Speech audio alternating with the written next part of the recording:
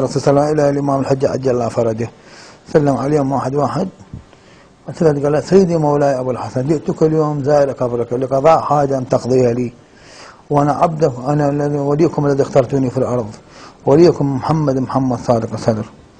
بالعبارة قال له أن تقضوا حاجة لأخينا النصراني وهو مريض في مرض السرطان، ليس لديه رحمة في الدنيا أرجو أن ترحموه في الآخرة، مولاي مولاي 3 مرات كررها.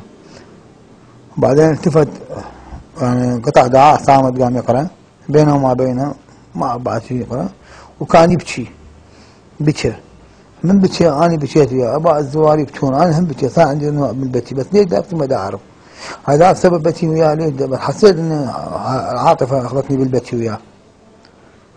بعدين طلعت منديلي مسحت دموعه قلت له حجي كافي بكيتني بكيت الناس كلها أنت كافي تبكي. التفت يعني ابتسامة صغيرة كل شيء مو ابتسامة يعني ابتسامة، قال لي أمير المؤمنين استجاب دعاك، بس شنو هالإحساس هذا شلون حاس بيه ما أدري، بس أنا من هالكلمة قال لي ما صار عندي فد تخير أو فد شيء بالحالة مالتي. فقال لي ما تحب تحكي يا أمير المؤمنين؟ قلت له حجي أنت صار ساعة تحكيها ما حد جاوبك، بكيت ما حد قال لك ليش تبكي، أنا حبيبي مسحت دموعك. قل إنه يراك ويسمعك وهو أقرب إليك من حبل الوريد، إنه يراك ويسمعك وهو أقرب إليك من حبل الوريد.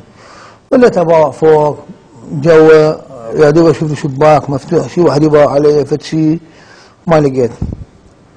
قلت له زين هو من هو؟ قال إنه هو لأمر المسلمين. زين قلت له شو أقول له؟ قال قل له أمر المسلمين. زين شو أحكي يا من أحكي؟ قلت أنا لا أحكي أنا لا أشوفك. زين هو ولا أحكي ولا يشوفك أحكي باع على الحضرة وأحكي، هو هذا يشوفك ولا يسمعك ولا تحكي. قلت له يا ولي أمر المسلمين أنا جيتك اليوم طبعا أنا أحكي وياه، قلت له أنا جيتك اليوم ضيف عليك وأنا مسيحي وماكو فرق بيننا كلنا عباد الله، ماكو فرق كلنا فينا. قال أنت عندك منزلة عند الله كلش كبيرة وأنا بجاك هذا عند الله جيتك اليوم أنا مريض أيدك تجي أنا ولد الوحيد لأبويا وما عندي أحد أبوي بس يعني، فما بدي أحكي وياه أنا دا أبكي موت يعني أحكي وياه ودا أبكي في نفس الوقت. قلت له أنا بخدمتك ايش تحتاج أنا حاضر، مليون مليون 3 ملايين 4 ملايين 5 ملايين 10 ملايين أعطيك. هذا طيبتني. إذا شفت فلوس قلت هذا يجلس ما يطيب إلا بفلوس. مثلا في التفكير ببالي صار إن هذا الرجل يعني يجلس ياخذ فلوس يلا طيب، هذا يجلس جايين دافعين فلوس يلا قاضي حاجتهم. فالتفكير بيني وبين نفسي هذا الشيء مو يعني واحد قال لي. فقلت له أنا أعطيك 10 ملايين إذا طيبتني. عشان تسوي ضحك. قلت له حجي أنا حكيت شيء غلط وياه؟ قال لا يعني هي ضحكة وهي دمعة ويا السعد ويا السيد. قلت له ليه ضحكت؟ قال اعلم انك دعيت دعاء من كل قلبك، تقول للامير المؤمنين انطق 10 ملايين يا سبحان الله علي من ضارب انطق 10 ملايين حتى يطيبك. قلت له والله ما اعرف شو اقول له انا. قلت له قال لي شلون تقول له؟ قال فدعا قال يا مولى اغفر له لا يعرف ماذا يقول. قال اذا طيبك انت 10 ملايين. قلت له انطيه ليش ما انطيه؟ قال اذا انت مطلوب العلي انا بس 10 ملايين. قلت له انطيه.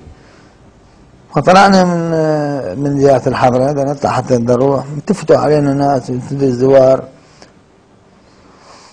فأثناء طلعتنا السيد قال لي السيد قدس الله قال لي بعد 3 أيام تعالي يبي زيارة وعالم. أنا عبالي شو يقول لي عبالي بعد 3 أيام الطيب. هاي الفترة أنا عبالي هاي اللي صارت. فقلت له أروح قال لي روح بس أنا رجعت وحدي مو يعني ويا أحد. رجعت لبغداد في نفس ورا الزيارة ما انتهت الزيارة مالتي وياه. رجعت لبغداد مارست حياتي الطبيعية انتظر ال3 أيام هاي حتى بس ما قلت لأهلي إني رحت للنجف والتقيت بفلان شخص وها قلت إلا شوف النتيجة وين توصل وياه. خاف الرجال يعني ما سوى شيء وكذب عليه وكذا. اليوم الثالث ويوم الموعد قلت لك إني 3 أيام عبالي أطيب. ورحت ويا والدي للموصل حتى أنا قبل قلت لك كنت أتعالج في مستشفى التكريد على أساس أطلع خارج أكو دكتور بلندن على أساس يسوي لي عملية جراحية يسحبون هاي الغدة ما يتسام ماكو يسحبوها لي ماكو يسحبون الغدة من عندي حتى شنو حتى يعني شوية عملية بس هذا شنو بالتليفون هاي الحكي ويا الدكتور. العملية ما مضبوطة عن 100% يعني قال ترجع لها بعد 5 سنوات 6 سنوات. فتكاليف العملية في ذاك الوقت لازم مني دفترين في ذاك الوقت هذا. حتى قلت لك اتعالج برا على حسابي الخاص، واحنا الموت العمامي حتى عشان نقول حودعهم، وهم في ناس قدامي لي مبلغ هم للعلاج الي.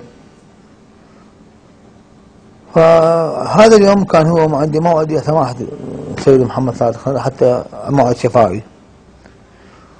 رجعنا بالليل ب 12 بالليل للبيت، ان الوضع نفسها الوضع نفس الحالة، ما تغير عندي شيء. فصار السؤال غريب، ليش هذا الرجل يعني شنو مصلحته يسوي كذا، يوعدني وما يطيبني؟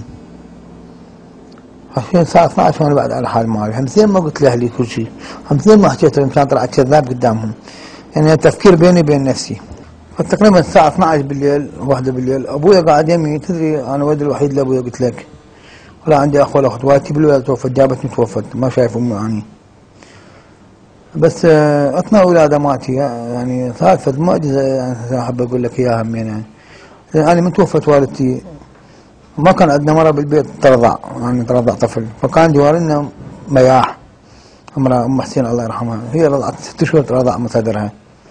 ويقول لك الحليب مالها مش اقول لك في التفسير يعني همين يعني رضعتي صارت علي دهان، يعني انا من صغري حليبي هم رضعتني مرة مسلمة كانت بوقتها. فقلت لك يعني خفت كل ساعة عندي خوف، اذا والدي قاعد يمي، تدري انا ولدي الوحيد قلت لك لابويا، وظل يعني يسكن بي ويهدي بي، بابا حتروح نطلع على لندن نسوي لك عمليه وان شاء الله تنجح العمليه مالتك ولا تخاف ولا تدير بال، وش قد ما تكلف فلوس انا مستعد، وان شاء الله الطيب لا تخاف على نفسك. يعني الام اب يعني بعد شعور اب. قلت له بابا من تروح طفي القلاب مال الغرفه خلي انام، انا تعبان كنت افكر بموضوع الحجيج، ليش ما طبت؟ اثناء النوم مالي واني نايم شفت رؤية، ما شلون احكي لك، في عالم البرزق يعني ما ادري شلون اساس، لقيت فرس ابيض بغرفتي، حصان ابيض حقيقي موجود في غرفة مالتي. فمن قاعد لقيت اول شيء ظهر الشعاع كلش قوي بغرفتي، شعاع نور يعني من قلوب، ما ادري شلون اقول لك، من شمعة يعني شلون بقلايد مسام يضرب عينك ما تقدر تفتح تغمض عينك من شعاع مالي قد ما قوي هذا النور.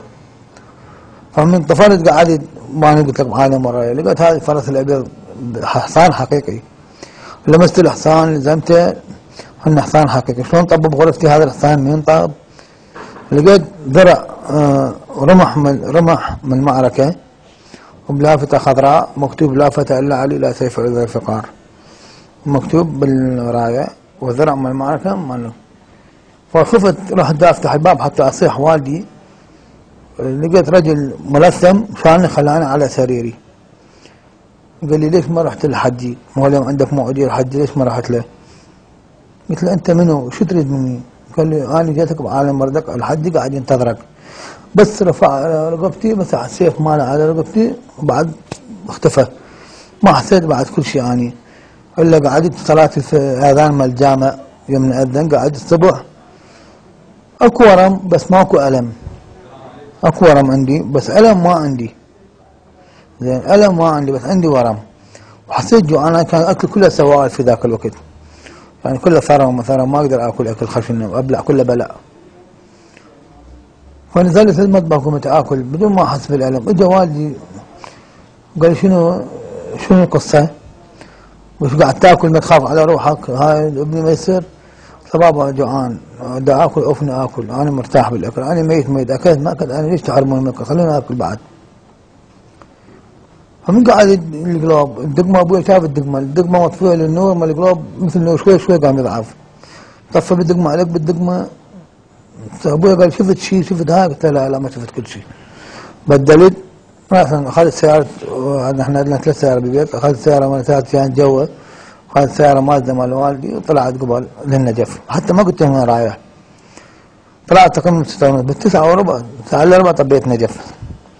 بس طبيت نجف انا متيه وين اروح؟ لما اسال ما اعرف. وصلت الى منطقه يسموها حي الانصار بالنجف، مركز تدريب النجف، كان اكو يتم معسكر عسكري. وقفت يوم هذا المعسكر قلت له يا ابو ما حد يقبل يدلك، كانت تساله ما حد يقبل يدلك على علوان. فشفت شاب صغير سالته قلت له ابو اكو رجال عنده لحيه اسمه محمد، حجي محمد يسمونه. قال ما عندنا حجي محمد بالنجف.